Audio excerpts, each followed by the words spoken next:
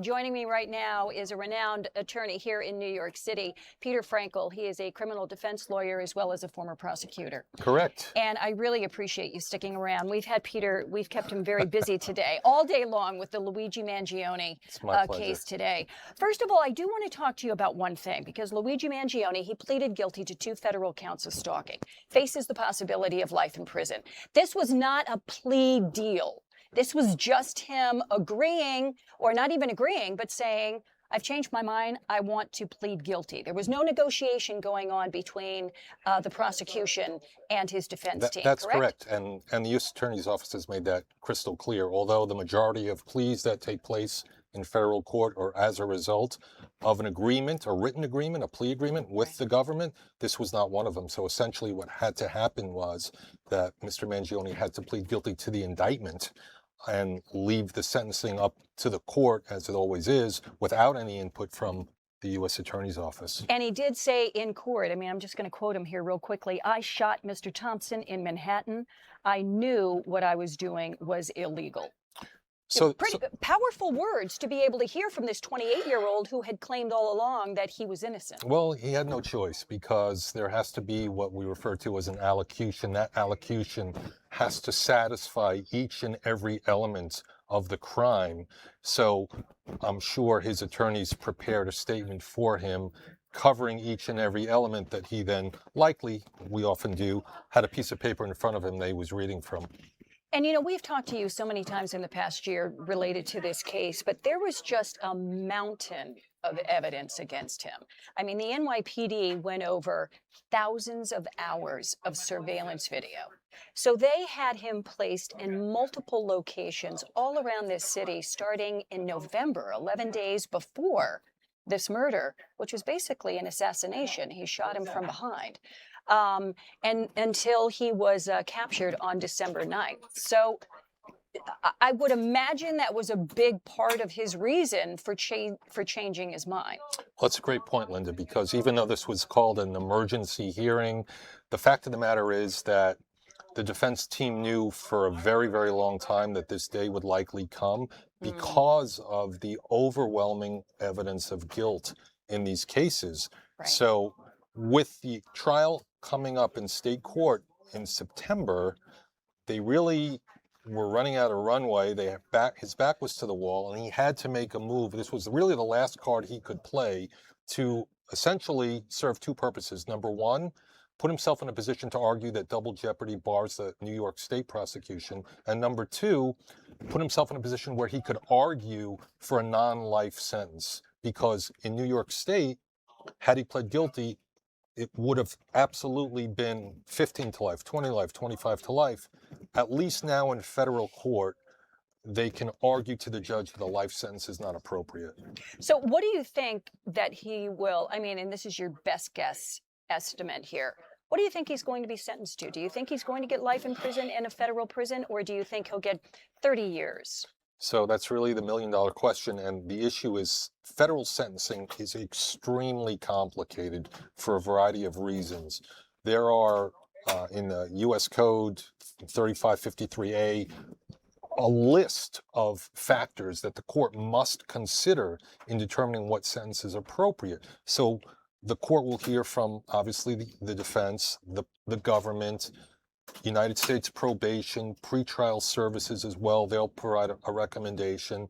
They'll hear from, if he wants to speak, Mr. Mangione. There'll be comprehensive submissions by both sides, each side offering what they think is an appropriate sentence. But at the end of the day, nobody's going to know what the sentence is until Judge Garnett pronounces sentence in December.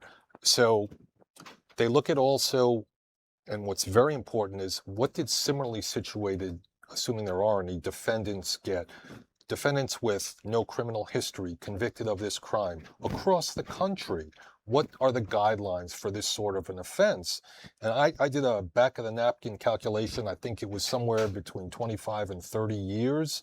But I have every expectation that the United States Attorney is going to ask for life without parole. Yeah, they said that today at the press conference afterward outside the courthouse there in Lower Manhattan. The prosecution said that they are thinking that they are going to ask for life in prison without the possibility of parole. But, Peter, what would a judge have to hear in order not to impose the most severe sentence? What does the judge want to know? One thing you just mentioned there, no, he has no prior history, no prior criminal history. Right. He's young, 28 years old, highly educated, comes from what seems to be a good family. Other than that, what would a judge need to hear when imposing the sentence and deciding it's going to be 30 years, 40 years, or life? So those are all factors that are contained within the United States Code that you just mentioned, actually. Also, the judge will look at specific deterrence. Does a sentence need to deter this particular individual from doing this again sometime in the future? General deterrence.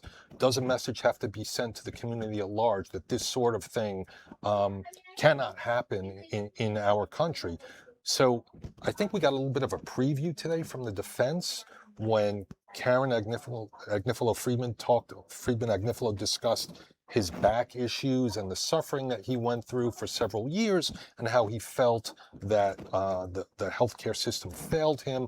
I think there's going to be a lot of focus from the defense on this, intelligent, really successful individual whose life crumbled because of his health issues. I think that's going to be a focus for them in trying to convince the judge that she should give him a lighter sentence. Let me ask you this. Do you think the judge is going to also look at the fact that he has become somewhat of a hero across the country for people who are frustrated with the healthcare system, who feel like they have been mistreated, they've been cast aside? I mean, that's what he represents to so many people in this country, and they've been very vocal about it on social media. You would get a small group who would show up outside the courthouse every time that he was, and actually being able to go in and sit in the courtroom when he was in court.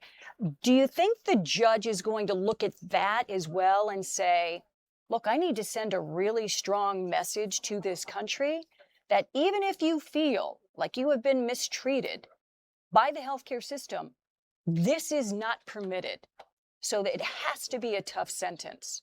I actually do think so. I think that's going to be a significant factor in whatever sentence she decides is appropriate in this case.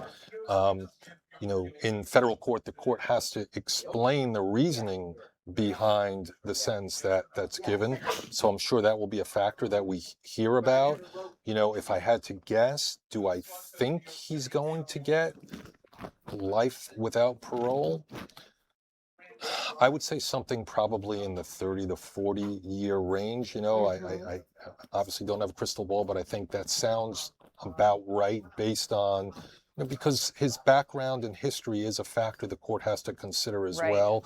The nature of the crime is also a factor. So there are, one thing that bothers me a little bit, Linda, is that there's been no expression of remorse from day one. And I think that's something that the court will pay attention to. Mr. Mangione has been defiant, smug in his approach to these cases, and he hasn't apologized. Well, he hasn't apologized. So remorse is typically something that the court likes to see from a defendant. Now, that could change on the date of sentence. He could make a long statement filled with remorse and apologizing, but to this point, we haven't seen it. And that's troubling to me. Even if he does say it on sentencing day, which is December 18th, even if he does express remorse then, isn't a judge going to look at that and say, where you been? Yeah, I think so. Judges are human.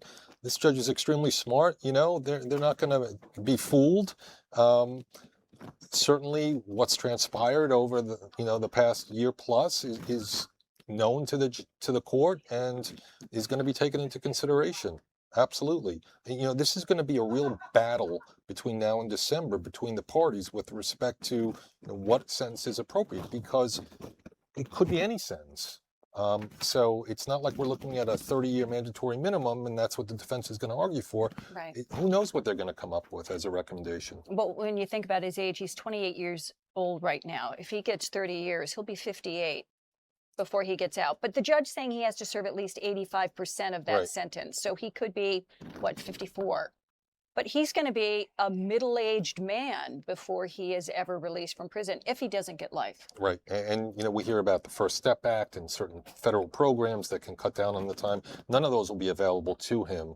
So to your point, even if he were to get a 30 or some odd year sentence, he still has the possibility of getting out and living another 20 or 30 years outside, which obviously the court is aware of and will factor in. Okay, so now let's talk about the state case, Manhattan DA Alvin Bragg, because it happened here, so they've got the state murder case against him.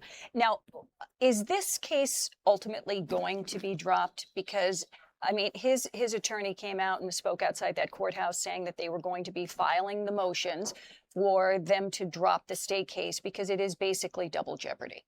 What do you think? I think the motion's already been filed, believe it or not, today.